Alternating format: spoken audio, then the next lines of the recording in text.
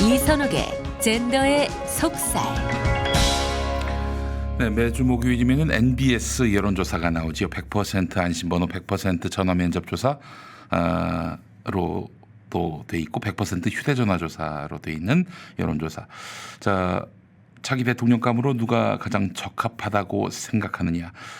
오늘 방금 나온 자료를 보면은 이재명 27%로 1위, 윤석열 21%로 2위, 이낙연 9%로 3위, 안철수, 추미애, 홍준표 각각 3%로 4위 이렇게 돼 있습니다. 윤석열 전 총장 컨벤션 효과는 없었다고 봐야 되겠네요. 네, 자 속보 전해드렸고요. 이선옥 작가님 나와 계시죠? 네, 안녕하세요. 이선옥입니다. 네, 단단한 개인 또 우먼스 플레임의 저자이신 우리 이선옥 작가님, 제가 참 존경하는 분이고, 예, 뭐 누군가가 폄하할지라도 저는 그렇게 생각하지 않습니다. 너무너무 존경하는 우리. 네. 자, 그 얘기 오늘 하시려고 네. 그러시는 건가? 네, 제가 오늘 네. 꼭 그 얘기를 드리고 싶었습니다. 아, 아니, 열린민주당의 주진영 최고위원이 그 있는 자리도 아니고, 그 완전히 제3자인 이선옥 작가에 대해서 폄훼하는 발언을 해가지고 저도 좀 듣기 속상하더라고요. 예, 저는 네. 그렇게 생각하지 않습니다. 이런 말씀을 좀 드리고 싶고, 아니 전에 네. 한번 그 열린민주당에서 무슨 초청받지 않으셨어요? 그런 걸로 알고 있는데. 그렇게 진행이 되다가 취소가 됐어요. 취소됐어요. 당의 사정이 좀 생겨서 진행하기 어렵겠다고 말씀을 듣고. 그 행사 자체를 취소한 겁니까? 그러니까 이게 제가 당내 사정이라 정확하게는 모르겠는데요. 저한테 제안하셨던 그 행사는 엊그제 열린 걸로 알아요. 근데 제 섭외가 저는 안 된 거라고 생각하고 있었습니다. 왜냐하면 이제 그때 그 열린민주당의 열린평등위원회 그 여성위원회의 기능을 담당하는 이제 이름을 어쨌든 새로 열린민주당은 만들어서 좀 더 여성위원회에서 일부 진전시킨 명칭인 거죠. 그 열린평등위원회에서 뭐 젠더 문제라든지 그때 이대남 이제 표심 얘기가 나왔어서 선거 끝나고 한번 그 평등위원회 차원의 토론회를 한번 진행을 하려고 하신다 해서 제가 패널로 섭외가 되었다가 진행이 계속 안 돼서 뭔가 사정이 있나 보다 이렇게 생각하다가 이제 결국은 안 되겠다고 말씀을 들어서 그냥 그렇게 생각은 했는데 그 토론회는 엊그제 열렸더라고요. 누가 나왔습니까? 거기에는 그 손희정, 그다음에 페미니스트. 오마이뉴스 박정훈 기자라고 또 유명한 남자 페미니스트가 있어요. 그래요. 네, 그래서 그렇게 섭외가 돼서 토론자로 이제 모셨던데, 그게 안타깝습니다. 안타까워요. 아니, 예를 들면 그 사람도 부르고 우리 이선옥 작가님도 부르고 그러면은 뭐 균형을 맞추고 뭐 괜찮겠다 싶은데, 아니 이선옥 날린 자리에 그 이른바 진성 페미니스트들을 출연시켰다. 이건 참 너무 많이 안타깝네요. 아쉽고요. 예. 아니, 근데 저는 그거에 대해서는 유감은 없어요. 그러니까 그 당이 어쨌든 주관하는 쪽에서 누구를 섭외하느냐는 전적으로 그 당의 권한이고 의사기 때문에 뭐 저를 안 불렀기 때문에 뭐 유감이다 이건 아닌데. 저는 유감입니다. 저는 유감이에요. 예. 그거 이제 그럴 수 있는데. 굳이 그 당의 공식 채널에서 저에 대해서 그렇게 언급하실 이유가 있는가. 제가 그 당에 적대적인 말을 한 적도 없고. 그렇죠. 그 당과 무슨 연관성이 있는 사람도 아닌데. 굳이 어떤 개인을 콕 집어서 그렇게 발언하실 필요가 있나 싶고, 또 이제 생방송 중에 좀 여과 없이 그런 말이 나올 수는 있다고 해도 그럴 수 있는데 그 발언을 굳이 계속 공개해 두시는 이유가 그렇죠. 편집해야죠, 그는. 네, 저는 좀 납득이 되지 않았어요. 그래서 거기에서 제가 느낀 문제의식은 어쨌든 어떤 조직이라는 집단이라는 속에 있으면 그 집단의 다른 그 개인들에 대해서 네. 그걸 존중하고 배려하는 이런 감이 좀 무뎌질 수가 있다. 왜냐하면 그 집단은 집단끼리 얘기를 하니까 문제의식이 없을 수 있지만 그거를 듣는 사람은 저는 어디에 소속되지도 않고 그냥 혼자 개인으로 있는 사람이잖아요. 네. 근데 어떤 공적 평가를 약간의 좀 제 입장에서 볼 때는 좀 되게 모욕적인. 아유, 그럼 명예훼손이에요, 그거는. 네, 그런 말을 그렇게 하실 필요가 있나. 그냥 했다 쳐도, 저도 유튜브를 하니까. 그렇죠. 예. 생방 중에 여과 없이 말할 수 있다고 저는 생각해요. 근데 저 같은 개인 채널이 아니고 일단 공당의 공식 채널이고, 공당에 또 다 지위가 높으신 고위 간부들이시고 하니까. 네. 말까진 그렇다 쳐도 그걸 편집하셨어야 되지 않나 싶습니다. 그래서 유감입니다. 그래서 네. 네, 이제 그 대목만 좀 삭제해달라고 요청을 드렸고요. 네. 일단은 뭐 비공개 처리를 하셨으니까 아마 삭제해 주시지 않을까 싶습니다. 네.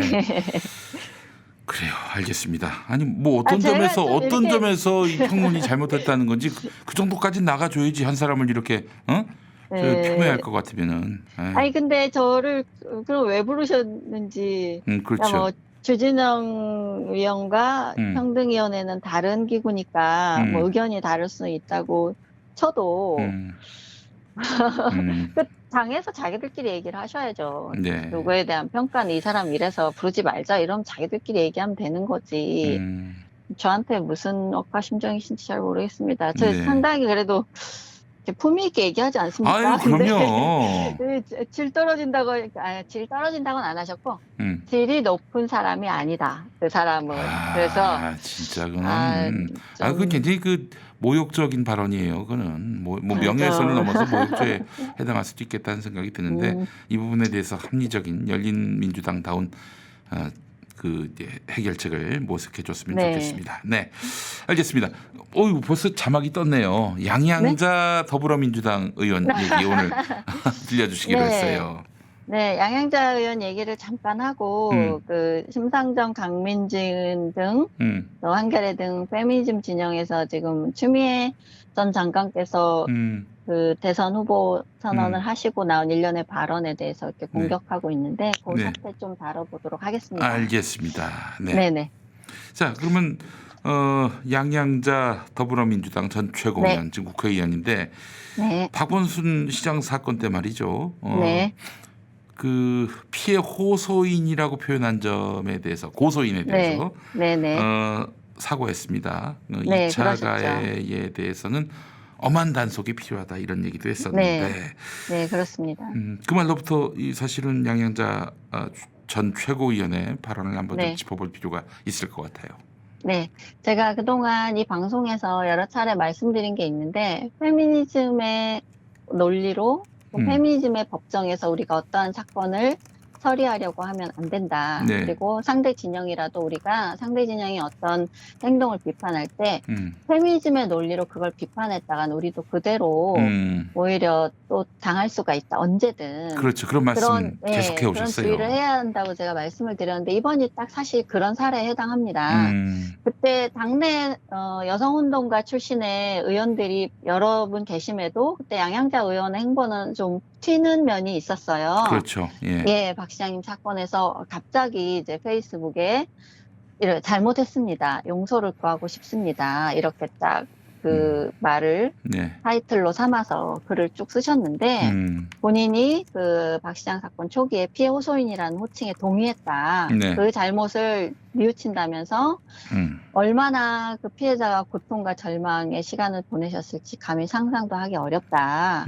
그리고 자기도 한 정치인이기 전에 여성으로서 아픔을 헤아리지 못한 것에 대해서 진심으로 사과드린다. 이런 말씀을 쭉 하시면서 피해자에게 2차 가해에 대해서 우리 당이 나서서 막아야 하고 당 차원의 책임 있는 조치를 요구한다. 이렇게 말씀을 하셨어요. 그리고 자기도 책임을 피하지 않겠다 얘기를 하셨는데 제가 어떤 책임을 지셨는지 모르겠습니다. 그런데 그 이후에 최근에 양향자 의원실에서 지역 사무소에서 양향자 의원과 친인척 관계라고 해요. 그 직원께서 다른 직원에 대해서 성추행과 성폭행 의혹이 불거졌습니다. 그래서 그게 언론에 보도가 되자 양 의원께서 처음 하신 말씀이 이겁니다. 해당 의혹은 전부 사실이 아니다. 그리고 지라시다.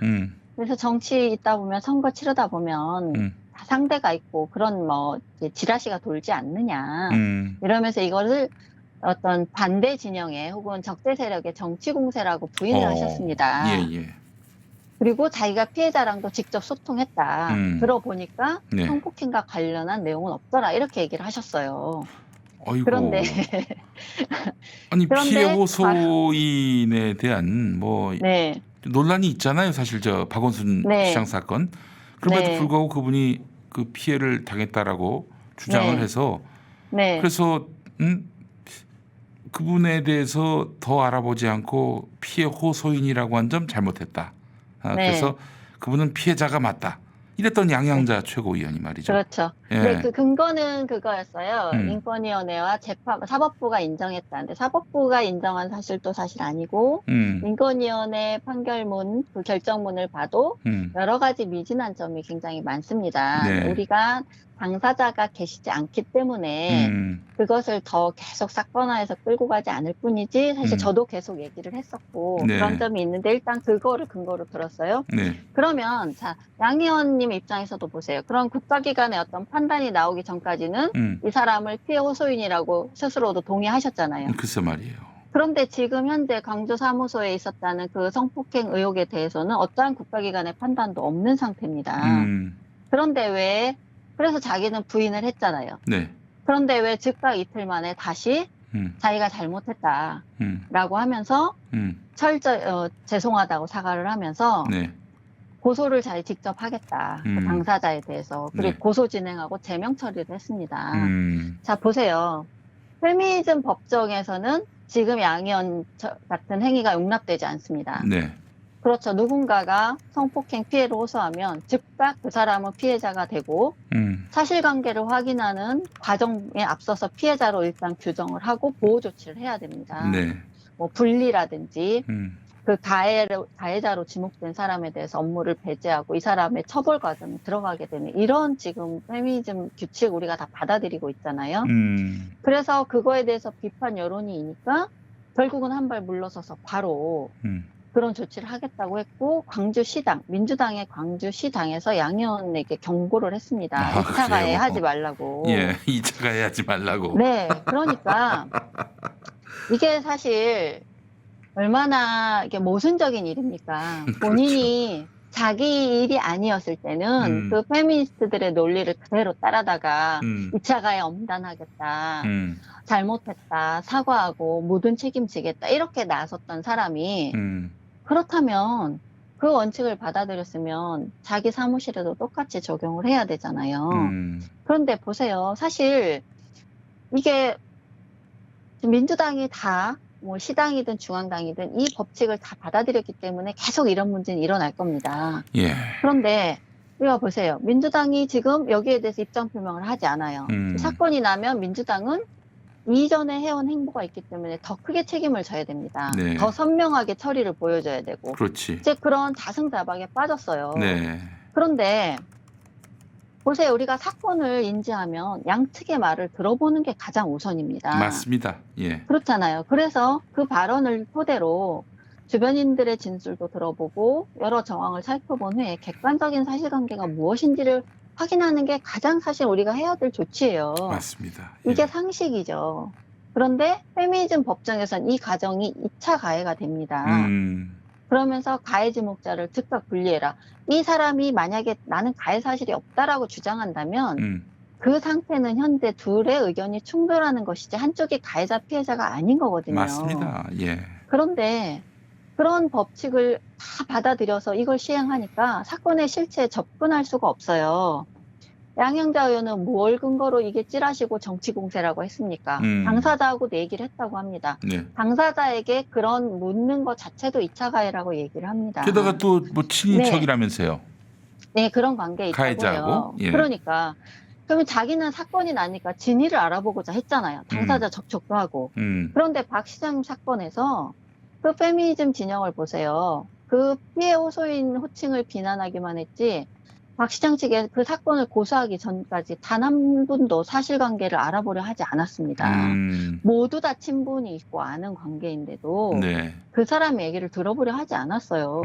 그런 거에 대해서는 문제의식이 없습니다. 자기는 똑같이 하면서 그게 사실은 가장 합리적이고 객관적이고 순리인 것인데 지금 모두가 이 페미니즘 법정의 법칙을 받아들이니까 이런 일은 계속 일어날 수밖에 없고 이런 모순에 빠지게 되는 겁니다. 예. 자승자박이 되는 거죠. 자승자박이네요, 그래서 진짜. 네, 저는 이 양양자 의원 사례에서도 보듯이 본인이 최고위원으로서 막 당의 박 시장 사건에서 2차 가해를 엄단하라고 이렇게 책임지라고 촉구했던 분이 지금 정작 자기가 2차 가해자 반열에 올랐습니다.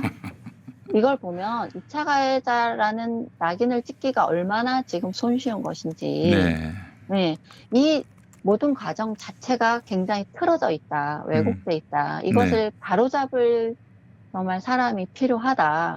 그런 원칙을 이번 사태로 좀 본인이 깨달으셨으면 좋겠습니다. 엉뚱한 깨달음 갖지 마시고 글쎄 말이에요. 내가 당해보니 아, 이게 이렇구나. 그 법정에 세우면 안 되겠구나. 이걸 좀 아셨으면 좋겠습니다. 네. 저도 그렇게 생각을 합니다. 아, 이게 뭐예요, 이게 도대체. 아이고. 근데 우리는 이렇게 생각하는데 예. 왜 정작 이런 모든 당의 시스템이나 어떤 집단이든 이게 왜 먹히지 않을까요? 우리 모두가 어떤 이런 불합리함에 왜 빠져 있는 걸까요? 그러니까 이제 그는 그 뭐야 주류가 소수의 의견을 짓밟는 그런 그 구조하고 많이 닮아 있는 것 같아요.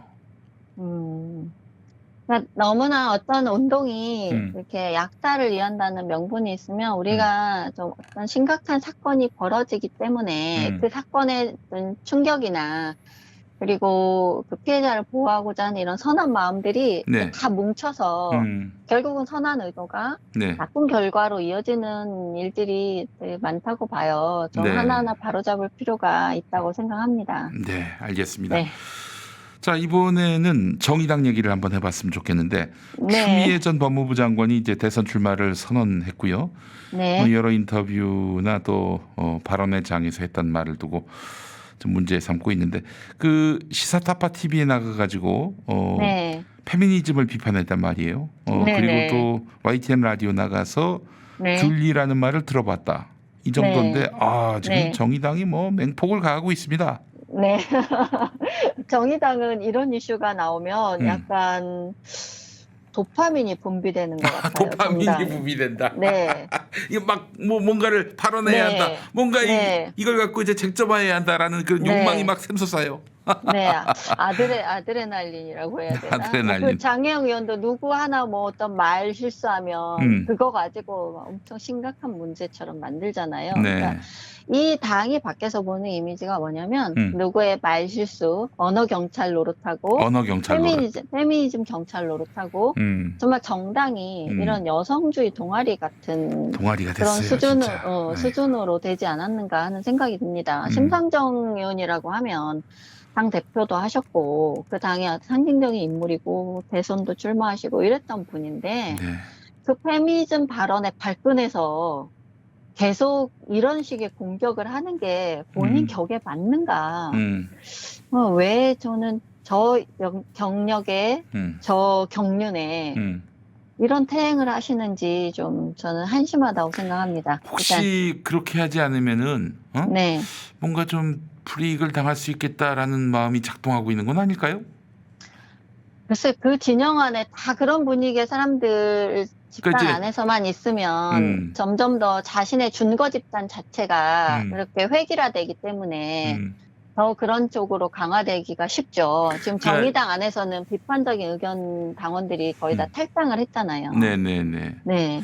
그 혹시 저는 그 이른바 영패미 정치인들에게 네. 낡았다 늙었다 이 소리 듣기 싫어서 저러는 게 아닌가 싶을 정도로. 그럴 수도 있다고 봐요. 네. 네, 왜냐하면 본인은 이제 나이가 있고 그 시절 어쨌든 지나온 사람으로서 자기가 만약에 조금이라도 어떤 그런 영패미들에게 불편감을 느끼게 하는 발언을 하면 바로 이제 꼰대 공세를 또 받을 수가 있잖아요. 네네네.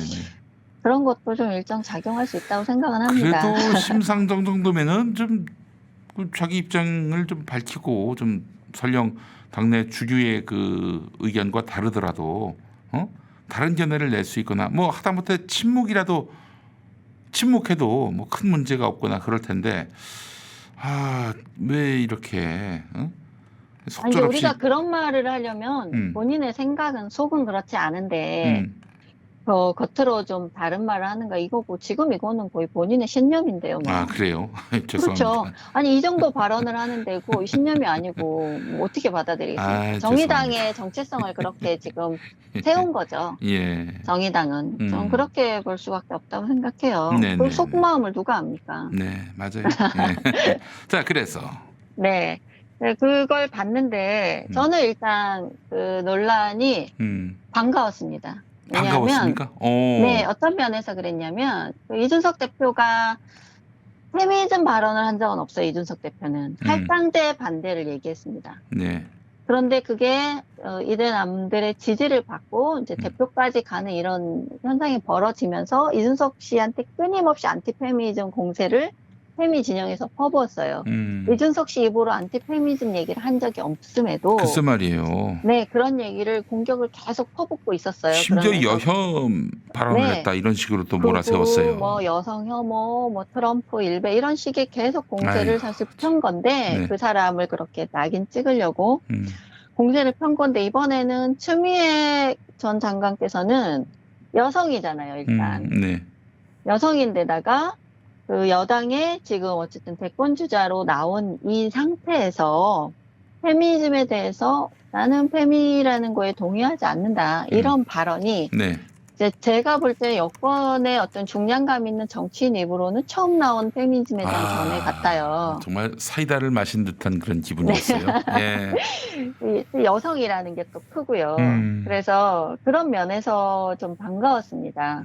그래서 그 뒤에 이제 맥락이 이런 거였고 이런 해명을 한 차례 하셨지만 저는 일단 페미니즘에 대해서 동의하거나 동의하지 않을 수 있는 이념의 하나에 불과하다라는 페미니즘에 대한 제자리 찾기 이런 면에서 이 논란이 좀 의미가 있다고 봅니다. 그래서 실제로 저도 뭐 반페미라서가 아니라 와 완전히 획일화되고 그러다 보니까 이 사상에 반대하는 사람들은 다 제거돼야 할 그런 존재로 낙인 찍히는 이런 정말 황량한 똥바다에 네. 장미꽃 하나가 지금 떠 있는 거예요. 말을 위해서. 여성을 꽃에 비유하는 이거 그랬나요? 이것도... 죄송합니다. 예. 죄송합니다. 그랬군요. 네. 아니에요. 저는 저한테 장미꽃이라고 하면 매우 행복할 것입니다. 그래요? 자, 근데 그 질문 내용을 보시면 네. 추미애 장관이 이제 그 시사프로에 나가서 그 진행자가 질문을 던진 거였어요. 본인이 먼저 얘기를 꺼낸 게 아니라. 이런, 요즘 보면 좀 극단적인 이런 정의당식의 여성주의도 문제인 것 같다. 이런 얘기를 진행자가 하면서 정상적인 여성주의랑 남녀평등 시대를 어떻게 갖고 갈 것인가 이걸 질문을 한 데서 이제 시작됐습니다.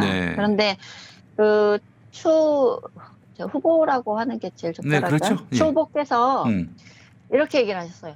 동학에서도 남녀평등 사상이 있었다. 그렇죠. 4.3에서도 남녀평등 계몽 사상이 있었다. 네. 그리고 실천을 했다. 이게 서구에서 온 사상이 아니다. 남녀평등은. 그렇습니다. 이렇게 얘기를 하셨어요.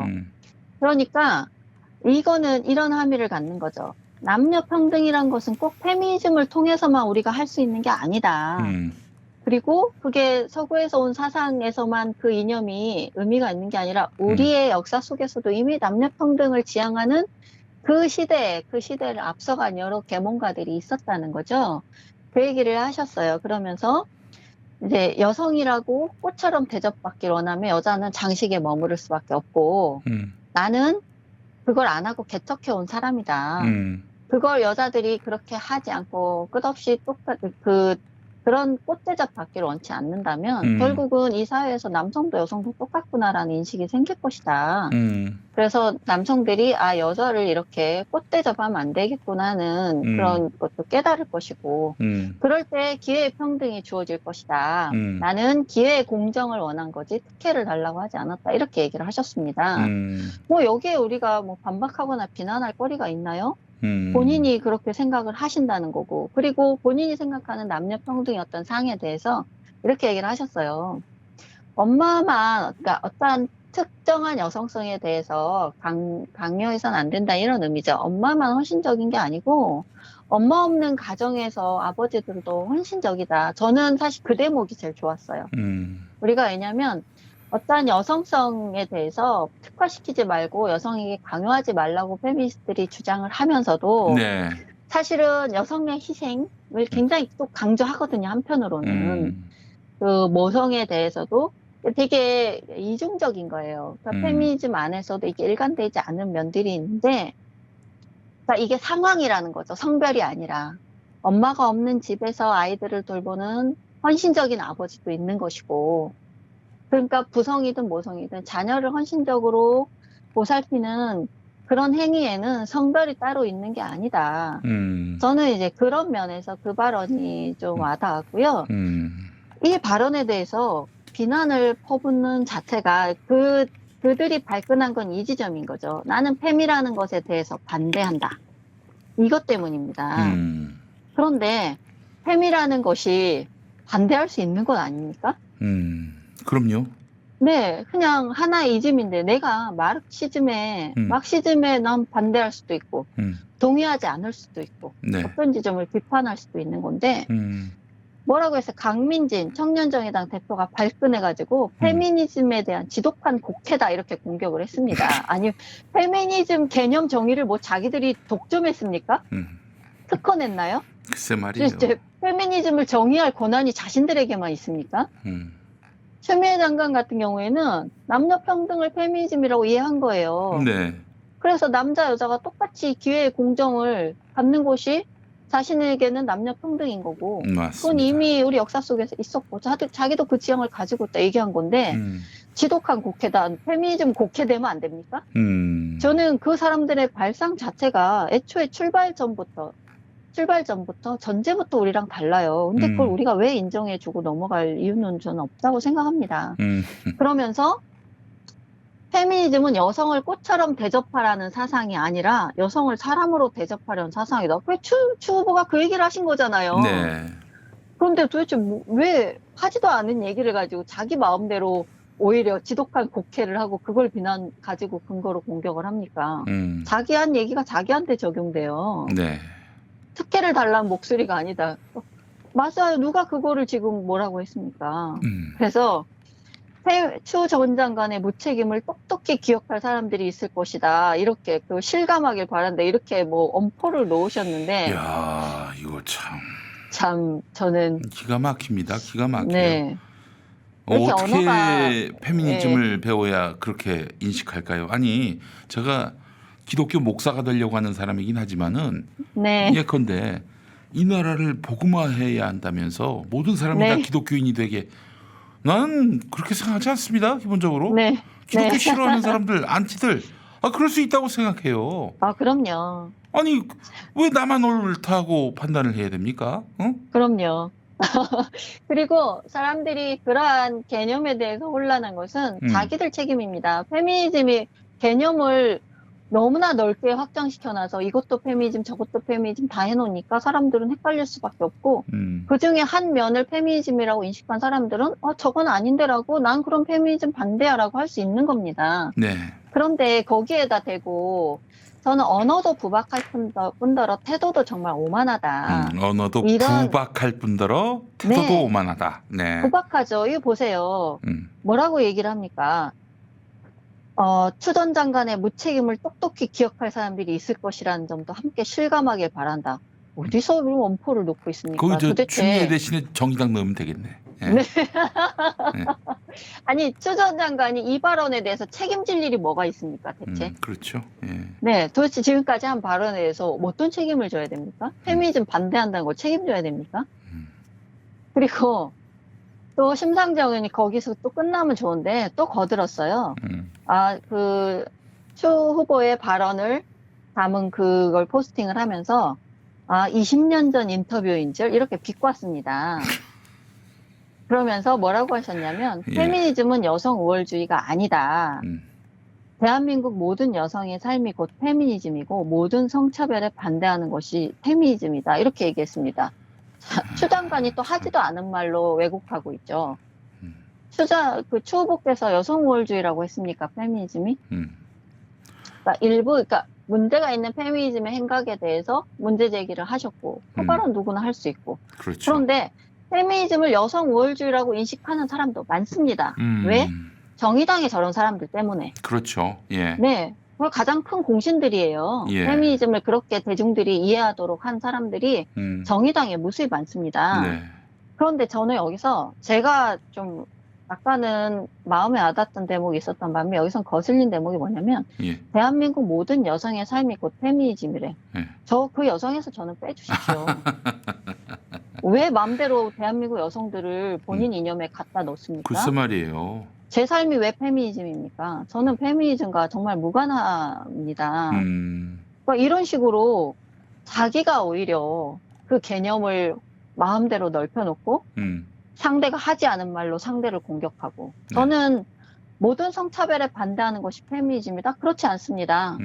저 성차별에 반대하지만 저는 페미니즘에도 동의하지 않습니다. 그럼 제가 페미니스트가 돼야 됩니까? 저 용민쌤도 마찬가지잖아요. 마찬가지죠. 성차별에 누가 찬성을 합니까? 그런데 그게 페미니스트가 아니면 성차별에 반대할 수 없고 페미니즘에 반대하면 성차별에 동의하는 사람이 됩니까? 매우 사실 사악한 프레임이에요. 이런 말들이. 예. 굉장히 사악하다고 저는 생각합니다.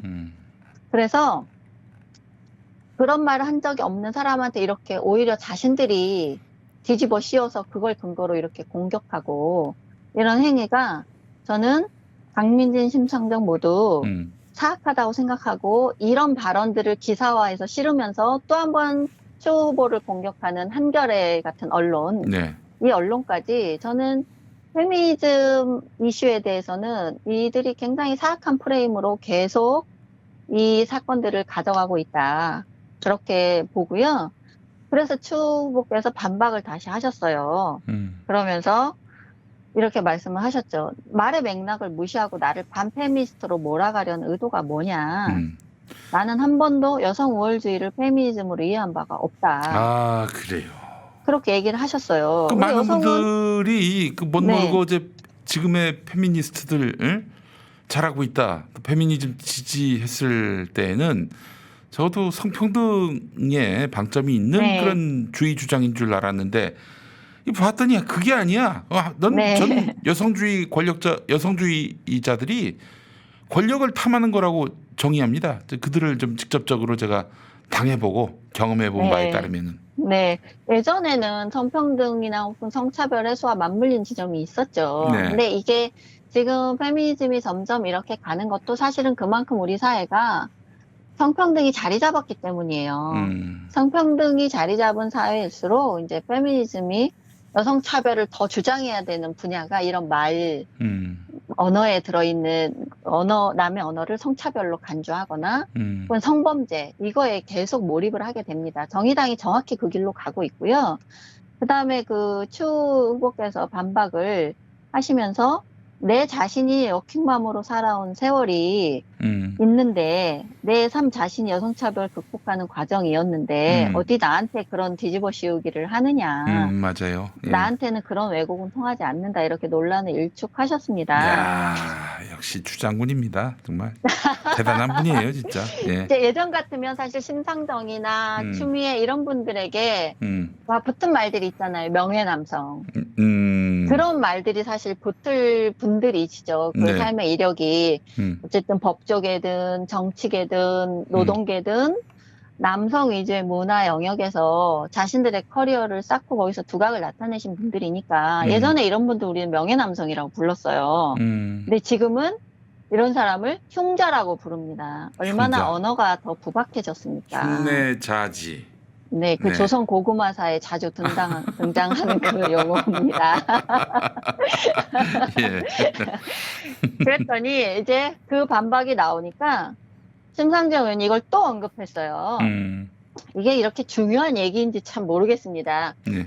추 후보께서 하신 대선 출사표와 방송 중에 이건 정말 그냥 아주 짧은 부분 하나였어요. 그렇죠. 근데 이걸 가지고 다른 어떤 정책 지향이나 가치 지향 이런 것에 대해서는 언급하지 않으면서 오직 이거 하나 가지고 청년 정의당하고 심상정 의원하고 급발진을 해서 이렇게 말꼬리 잡기를 합니다.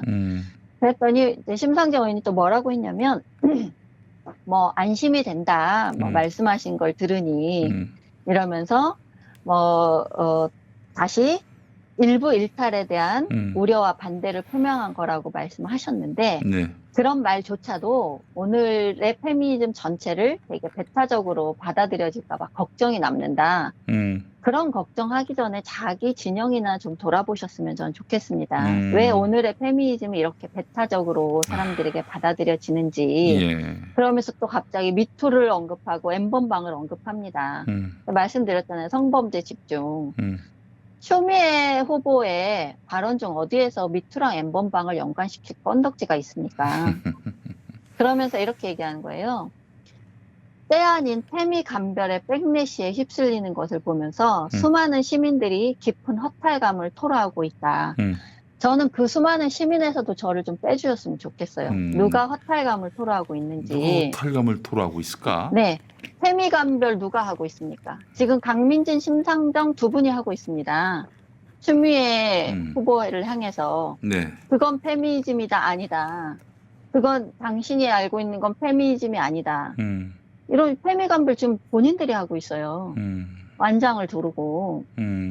보세요. 심상정 의원이 주장한 게 페미니즘의 주된 목소리는 평등과 공존이라고 주장합니다. 자, 그런데 오늘날 반페미니즘 정서가 이 지경까지 온 것에 대해서 오늘날 대중들이 페미니즘을 평등과 공존 사상으로 이해했다면 반페미니즘 정서가 왜 이 지경까지 왔겠습니까? 네, 정말 자기 성찰이나 자기 진영 성찰이라고는 단 1도 없는 그런 인식 체계에 지금 머물러 있다는 겁니다. 네. 네. 참.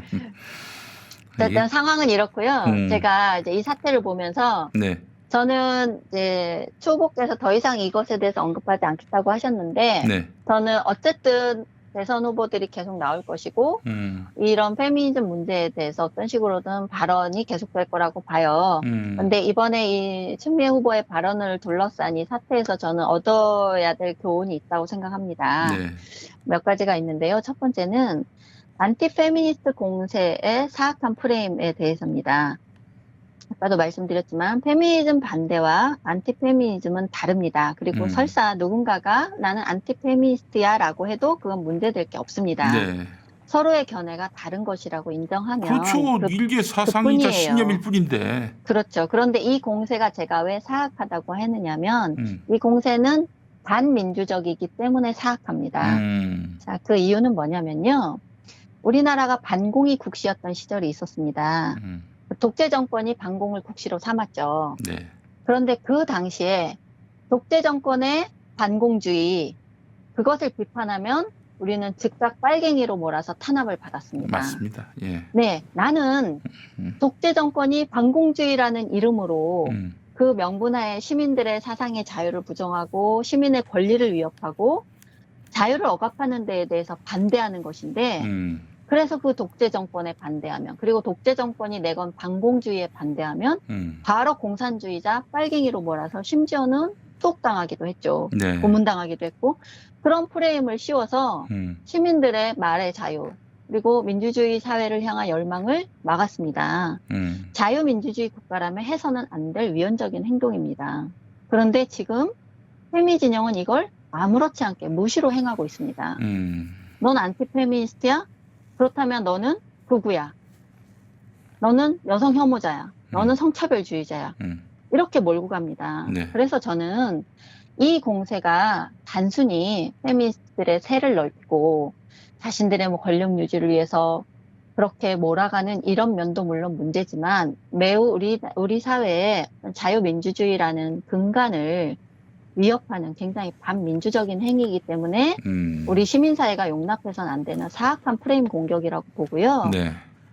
이들에게야말로 페미니즘이 국시인 거예요. 국대 국시. 정권에게 반공이 국시였던 것처럼 예. 네, 페미니즘 반대하면 이렇게 공격하지 않습니까? 네. 자, 그래서 밥 여러분들이 먹고 하는 짓이 이거예요. 한마디로 얘기해서. 네, 맞습니다. 그들이. 정의당에 도대체 기억나는 일이 뭐 최근에 뭐가 있는지 타투 있었구나. 타투.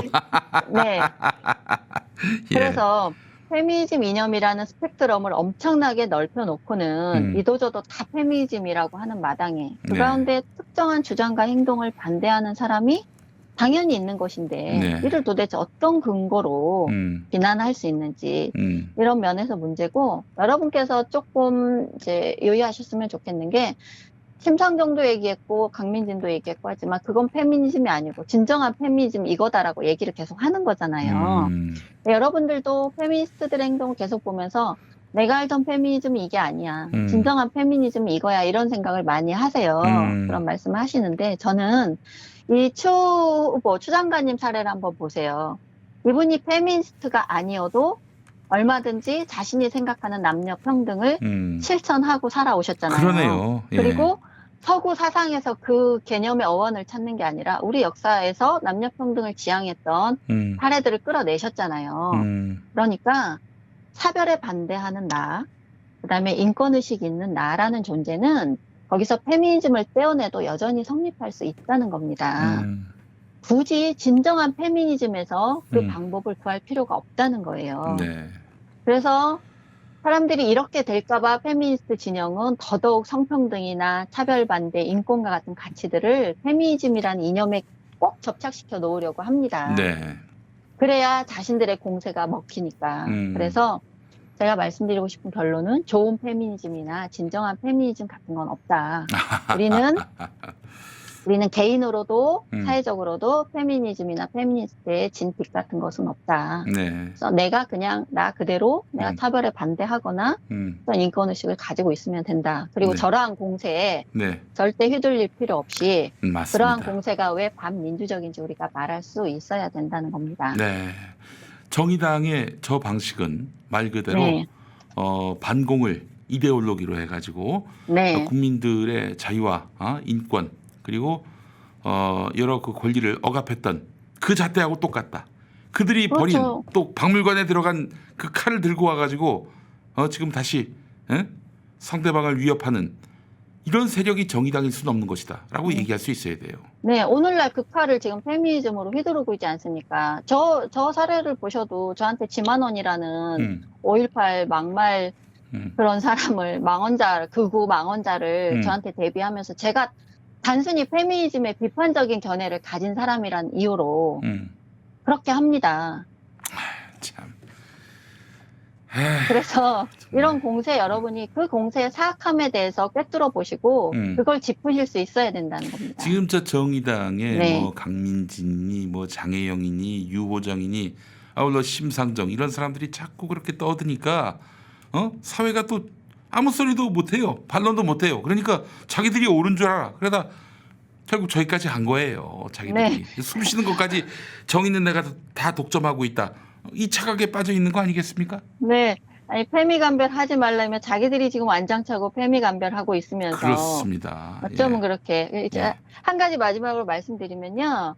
제가 이 공세를 보면서 그런 페미 진영의 사상검증 공세에 휘둘릴 필요 없이 정책 대안으로 나가야 된다고 봅니다. 그래서 저는 그런 사상검증 공세는 무시하고, 저는 이제 추 후보님도 뭐 다른 후보님들도 마찬가지겠지만 내가 그럼 생각하는 어떤 차별이나 인권 이런 것에 대해서 어떠한 정책으로 화답할 거고 어떠한 정책으로 실천할 건지 그거를 보여주시는 게 가장 간단한 방법이지, 그 사람들의 그런 이념 공세, 검증 공세에 휘둘릴 필요는 전 없다고 생각하고, 저 또한 그런 정책을 중요하게 여기고 그걸 관심 있게 지켜보고 있습니다. 네.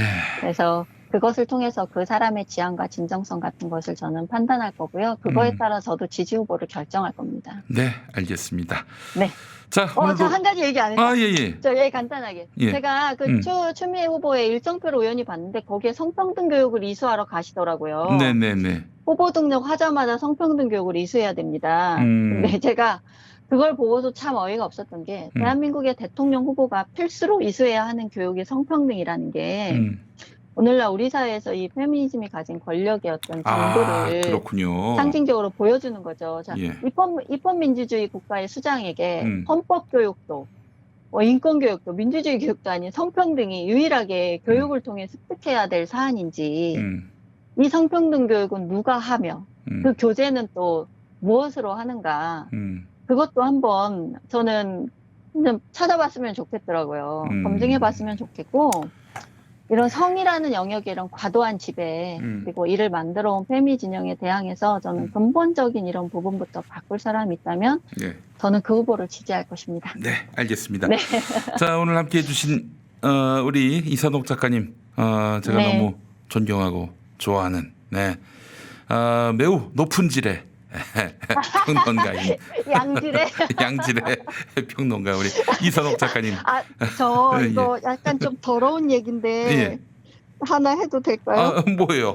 제가 질이 높지 않은 사람이다. 막 이런 얘기가 어제 이제 화제가 되니까 제 친한 친구들이 아니 지가 네 질을 언제 봤다고 너의 질을 운운하는 거지? 이거 무슨 소리 하세요? 그래서 내가 그렇구나. 저 질 높은 사람입니다. 예, 제 그래요. 질을 무시하지 마십시오. 예. 그래요. 자, 소리입니다. 예, 네. 이선옥 작가님 말씀 잘 들었습니다. 고맙습니다. 네, 고맙습니다.